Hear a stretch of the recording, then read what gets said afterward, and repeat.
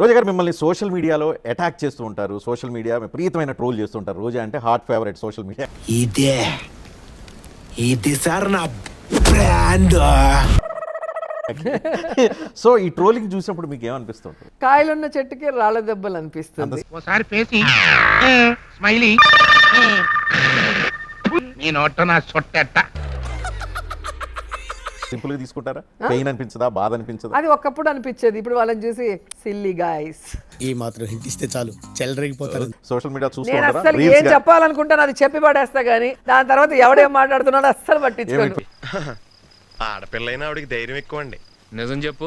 బాగా పొగరండి. ట్విట్టర్ చూడటం అందుకే కానీ, నేను ఇంత హ్యాపీగా ఉంటాను, ఇలా గ్లామర్ మెయింటైన్ చేస్తాను. ఏంటి సార్ అది? అందుకే నేను ఇంత హ్యాపీగా ఉంటాను, ఇలా గ్లామర్ మెయింటైన్ చేస్తాను. ఏదో ఒకసారి ఫేస్ తరంగించుకో. మీకు చాలా ప్లేసుల్లో ఇల్లు ఉన్నాయి. హైదరాబాద్ లో ఇల్లు ఉంది, చెన్నైలో ఉంది, నగరిలో ఇల్లు ఉంది. ఇప్పుడు ఇల్లు అమరావతిలో కడతారా, మావిగంలో కడతారా? ఆవిడ ఇల్లు మామిగంలో కడతది, మామిడికాయలు కొంటది, ఊరగాయలు పెడతది, ఆవిడ తింటది, మిగిలింది అమ్ముకుంటది. ఏం ప్రశ్నిస్తారు అది అర్థం కాదు నాకు. అందులో తప్పే ఉంది. ఆవిడ దగ్గర డబ్బులు ఉన్నాయి, ప్రపంచంలో ఉండేటువంటి దేశాలకి విహార యాత్రలకు వెళ్ళి అక్కడికి వెళ్ళి పెడతది చిన్న shot. Good morning, good evening. మీ మీద జరిగిన కొన్ని ట్రోల్స్ ఒకసారి చూద్దాం. మీ రియాక్షన్ ఏంటో డైరెక్ట్ గా తెలుసుకోవడానికి అవకాశం ఉంది. ఒకసారి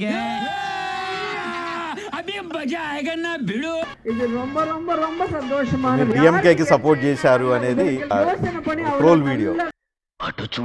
మాట గాని, ప్రజలకు ఇచ్చిన వాగ్దానాలు గాని, మీటింగ్స్ లో మాట్లాడే విధానం గాని, ఏంటది? విజయ్ జగన్ గారిని ఫాలో అయ్యారనేది స్పష్టంగా తెలుస్తుంది. మీ బతుకులు చెడా బతుకులా. ఈరోజు విజయ్ ని ముఖ్యమంత్రిగా కావాలని కోరుకున్నారు అంటే జగన్ గారిని కూడా వాళ్ళు ఆశీర్వదించినట్టే లెక్క. ఇంతకాడికి వచ్చే పోయే నలుగురు దగ్గర ఒంటెలు తాగిన బెటర్ కదరా. డిఎంకే ఓడిపోయింది, మీరు వెళ్ళి ప్రచారం చేశారు అని కొట్టించుకుని నవ్వుతావేంట్రా. మీరు మాట్లాడిన తర్వాత అవి ఎలా మారుతున్నాయి అనేది మీకు ఇంకో వీడియో చూపిస్తాను.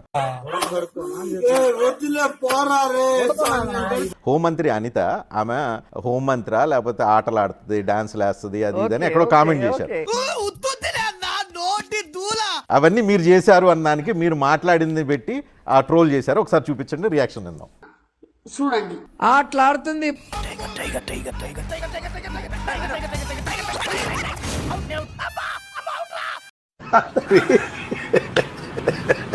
పాటలు పాడుతుంది.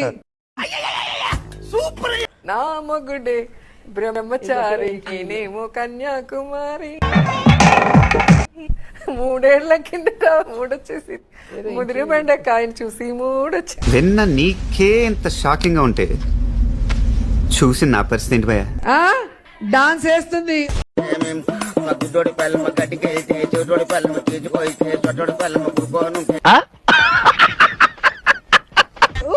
అని కూతలు పెడుతుంది. సో మీరు ఏవైతే కామెంట్ చేస్తారు, మీరు ప్రత్యర్థులు విమర్శించినవి కూడా మొత్తం నేను కావాలని మాట్లాడు, నా తలరాత ఈ మాట మాట్లాడాలి, జనంతో ఇలా దెంగులు తినాలని రాసి ఉంటేనే తింటాను. ప్రజా సమస్యలు వదిలేసి టెలివిజన్ షోలు చేసుకుంటున్నారంటే ఏం చెప్తారు? అది నా ఇష్టం కదా, my chai, my opinion, my feeling. అధికారంలో ఉన్నోళ్ళు పని చేయాలా, అపోజిషన్ లో ఉన్నోళ్ళు పని ప్రతిపక్ష చేయాలా? బాధ్యత కూడా ఉంటుంది. ఏముంటుంది? ఏం మహారాణి జటాపటారాని. ఇదే ప్రశ్న నువ్వు పవన్ కళ్యాణ్ ఎందుకు అడగట్లేదు? నోరు ఉంది కదా గులగులా వాగకు, పాయింట్ లాకేషన్ లాగి పడి దిగుతా. ఎమ్మెల్సీకి ఉన్నోళ్ళు మళ్ళీ వచ్చి జబర్దస్త్ లో కూర్చొని ఎకిల్ నవ్వులు నవ్వుతుంటే ఈ రోజు బూత్ షో లాగా కనిపించలేదా? నీ గురించి విన్నాను, కొంచెం కొవ్వు ఎక్కువని, కానీ ఇప్పుడు చూశాను కొంచెం కాదు చాలా ఎక్కువ. ఇల్లు కట్టాలా? ఇల్లు కడితే మీరు ఇల్లు కట్టుకోవాలి అని అనుకుంటే అమరావతిలో నేను అంత రిచ్ కాదండి, నేను రెంట్కి తీసుకొని ఉంటాను. Flash back. మీరు మంత్రి అవగానే బెంజ్ కారు కొన్నారు. నేను ఎప్పుడు కొన్నాను? నా కొడుకు టీనేజ్కి వచ్చిన తర్వాత వాడి ఆశ కోసం, వాడి బర్త్డేకి వాడు అడిగితే వాడి కోసం కొన్నా. నేను అంత రిచ్ కాదండి, నేను రెంట్కి తీసుకొని ఉంటాను. వాడి బర్త్డేకి వాడు అడిగితే వాడి కోసం కొన్నా. చాలా గొప్ప పని చేశావు. వైఎస్ఆర్సీపీ మీద ఎంత వ్యతిరేకత ఉంది కాబట్టి అన్ని వేల ఓట్ల మెజార్టీ మీరు కోల్పోయారు. కూర్చుని మీ ఇలాంటి వాళ్ళకి అలా అనిపిస్తుందేమో కానీ ఈ పంచింగ్ పలక్నామాకే పంచా చెప్తా. ఓకే, మీరు ఈవీఎంలు అంటున్నారు. ఇప్పుడు విజయ్ గెలిచాడు, విజయ్ కూడా ఈవీఎంల వల్ల గెలిచాడు. మీరు చూపేంట్రా అమ్మాయి చంద్రబాబు నాయుడు లాగా కంట్రీ పొలిటీషియన్ మనం ఎక్కడ చూసుండం. ఆయన ఎంతకైనా దిగజారుతాడు. అబ్బా ఏమి చెప్పినావే జగన్మోహన్ రెడ్డి నిజంగా ఒక గొప్ప నాయకుడు, గొప్ప హ్యూమన్ బీయింగ్. నాతో చెప్తే చెప్పావు కానీ ఎవరితో చెప్పకు, ఎవరు నమ్మరు. ఆయన దగ్గర వర్క్ చేయడానికి మేము గర్వపడుతున్నాం.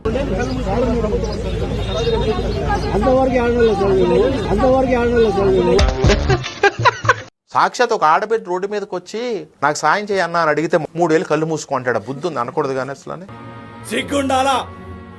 జగనన్నను వదులుకున్నందుకు రాష్ట్ర ప్రజలు నష్టపోతారు జనం తప్ప తప్పండి. ఎవరు కాదు.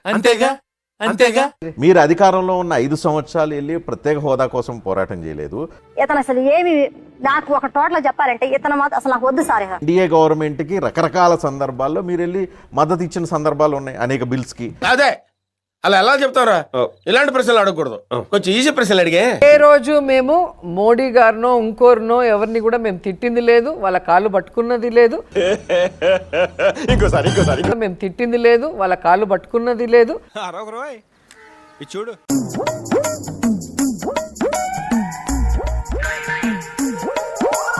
నువ్వు వేసే యాశాలకి చేసే పళ్ళకైనా సంబంధం ఉందేంట్రా? అసలే సార్, మా అమ్మ కూడా అదే అంటది. కానీ నాకు అర్థం కాదు, మీ పార్టీ ఏజెండా ఏంటి? తెల్లారు లెగిస్తే లోకేష్ ని, చంద్రబాబుని, పవన్ కళ్యాణ్ తిట్టడమేనా?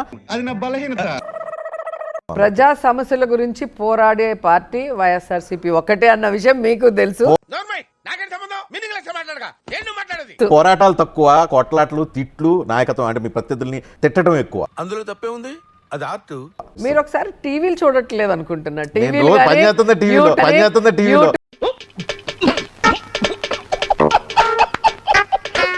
నేను నగిరిలోనే ఉంటున్నాను. నగిరిలో అన్ని కార్యక్రమాల్లో నేనే పాల్గొంటున్నా. ఎక్కడ కనిపించలేదు. అసలు ఎమ్మెల్యే ఎవరా అని చెప్పి అందరూ ఆశ్చర్యపోయేంత విధంగా. వినటానికి విల్లింగ్ గా ఉంటే శ్రీకృష్ణుడు భగవద్గీతలో అర్జునుడికి ఇంత చెప్పాడు. మరి ఏంటి, నగిరి నుంచి మాకు ఫీడ్బ్యాక్ వస్తుంది రోజా నగిరి ప్రజల మీద అలిగి ఆమె హైదరాబాద్ లోనో చెన్నైలోనో ఎక్కడో ఉంటున్నారని.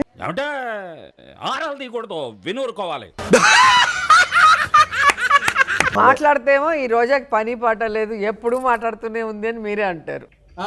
మాట్లాడకపోతేమో సైలెంట్ ఎందుకు అయిపోయారు, ఫైర్ ఎందుకు తగ్గింది అంటారు. ఈశ్వరుడు నోరిచ్చాడు కదా అని చెప్పి ఇష్టం వచ్చినట్టు వాగేయడమే. మీరు కానీ మీ పార్టీ కానీ అసలు ఇంత ఘోరం ఓటమికి కారణం ఏంటి అని ఎప్పుడైనా ఆలోచించారా, రియలైజ్ అయ్యారా? అది మా ఎంత అంటలేదు, నీ కంటికి మేము కనబడుతున్నావా? అవలోకనం చేసుకున్నారా? చేసిన తప్పులు ఏమైనా గుర్తుకొచ్చినాయా? గుర్తుకొస్తే ఏమైనా 1-2 చెప్పగలుగుతారా? నీకు భలే హ్యాపీ ఉండదు కదరా నీకా? నిజంగా బాధాకరం ఏంటంటే ఏమిటో అవి పక్క రాష్ట్రాలన్నీ గుర్తించాయి. జగన్మోహన్ రెడ్డి గారు మొదటిసారి ముఖ్యమంత్రి అయినా ప్రజలకు ఇచ్చిన ప్రతి హామీని నెరవేరుస్తూ ప్రజలకు ఇచ్చిన ప్రతి హామీని నెరవేరుస్తూ మన ప్రభుత్వంలో పూర్తిగా మద్యాన్ని నిషేధిస్తాం. నా సిపిఎస్ మనం అధికారంలోకి వచ్చిన వారంలో చేపించేస్తానన్నా. సెకండ్ అండి. ప్రతి సంవత్సరం జనవరి 1వ తారీఖున ప్రభుత్వ ఉద్యోగాల భర్తీకి క్యాలెండర్ కూడా విడుదల చేస్తాను అని చెప్పి మీ అందరికీ కూడా హామీ ఇస్తా ఉన్నా. 1 minute. జగన్లో మీకు బాగా నచ్చే అంశం, చాలా ఆనెస్ట్ గా ఉంటాడు, అబద్ధం చెప్పలేడు. కానీ ఈ రాష్ట్రంలో ప్రజలకి అర్థం కాక ఓడిపోయామా, లేదా ఈవీఎం మిషన్లు వీళ్ళు మేనేజ్ చేసి ఓడిపోయామా? 151 వచ్చినప్పుడు ఈవీఎం అని చెప్పుకోవచ్చు కదా.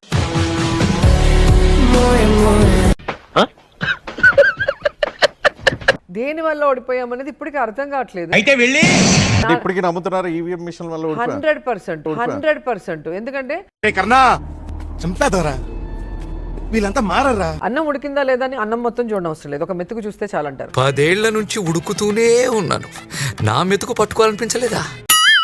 నేను నా నియోజకవర్గం వరకు మాట్లాడతాను. అసలు ప్రజలతో సంబంధం లేని వ్యక్తి, చాలా మందికి ఎమ్మెల్యే ఇతనా అనేది కూడా తెలియని వ్యక్తి 45,000తో గెలిచాడంటే ఎలా నమ్ముతాం మనం, చెప్పండి. దాన్ని బట్టి అర్థం కావట్లేదు రోజా మీద ప్రజల్లో ఎంత వ్యతిరేకత ఉంది.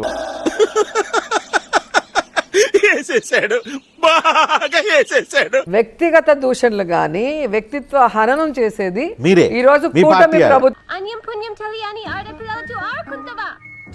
పోనీ నా మీద మీ అభిప్రాయం చెప్పండి. నా మీద నీ అభిప్రాయం ఏంటి చెప్పు. బ్రోకరు నేను ఎప్పుడైనా అబద్ధం చెప్తానా? ఏదైనా నేను ఓపెన్ గా ఆన్సర్ చెప్తాను కానీ అగరబత్తి ఏం కాదు. నేను అబద్ధం చెప్పను. నాకు నచ్చకపోతే నవ్వేసి వెళ్ళిపోతాను కానీ అబద్ధం చెప్పాల్సిన అవసరం నాకు లేదు. జోక్ భలే ఉండదన్నా. నేను ఆఖరి జోకిదేనేమా. ఎవరైతే గొడ్డలి అని మాట్లాడుతున్నారో ఆ వ్యక్తి ఎవరి ప్రభుత్వంలో చనిపోయారు? ఆహా, ఆ మొక్కను చూసావా? ఇప్పుడే సర్కస్ నుంచి పారిపోయి వచ్చిన చింపాంజీలాగా ఉంది.